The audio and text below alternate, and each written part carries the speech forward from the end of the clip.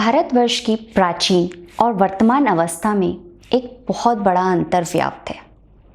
हमारा देश सभ्यता, संस्कृति, विद्या और कला में शिरोमणि था, किंतु आज इन्हीं सब बातों का अभाव चारों ओर नजर आता है। क्या भारतवासी चिर निंद्रा की ओर अग्रसर हैं? क्या वह समय दोबारा आएगा जब हम लोग अपनी वास्तविकता पहचान पाएंगे? जी हाँ, यह संभव है। ज़रूरत है तो एक सही उद्देश्य की, सही दिशा की और उत्साह की।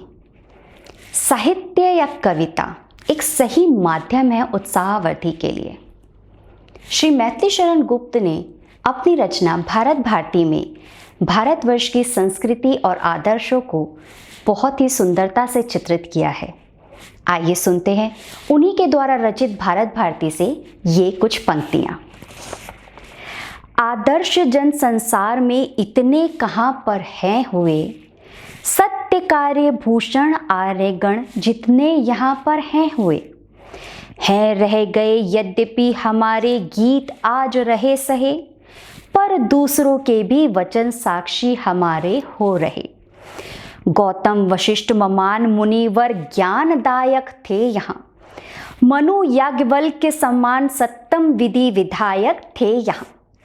वाल्मीकि वेद व्यास से गुणगान गायक ये कहाँ, पृथु पुरु भरत रघु से अलौकिक लोकनायक थे यहाँ। लक्ष्मी नहीं सर्वस्व जावे, सत्य छोड़ेंगे नहीं, अंधे बने पर सत्य से संबंध तोड़ेंगे नहीं। नित सुत मरण स्वीकार है पर वचन की रक्षा रहे, है कौन जो उन पूर्वजों के शील की सीमा कहे। सर्वस्व करके दान जो 40 दिन भूखे रहे, अपने अतिथि सत्कार में फिर भी न जो रूखे रहे। पर तृप्ति कर निज तृप्ति मानी रंती देव नरेश ने, ऐसे अतिथि संतोष कर पैदा किए किस देश ने। आमिष दिया अपना जिन्होंने शयन भक्षण के लिए, जो बिक गए चांडाल के घर सत्य रक्षण के लिए। दे दी जिन्होंने अस्थिया परमात हित जानी यहाँ, शिवी हरिश्चंद्र दधीची जैसे होते रहे दानी यहाँ। सतपुत पुरुष से थे जिन्होंने तात हित सब कुछ सहा, भाई भरत से थे जिन्होंने राज्य भी त्यागा। जो धीरता के वीरता के प्रौढ़तम पालक हुए, प्रहलाद ध्रुव कुश लब तथा अभिमन्यु सम बालक हुए। वह भीष्म का इंद्रिय दमन उनकी धरासी धीरता, वह शील उनका और उनकी वीरता गंभीरता, उनकी सरलता और उनकी यह विशाल विवेकता, है एक जन के अनुकरण में सब गुणों की एकता।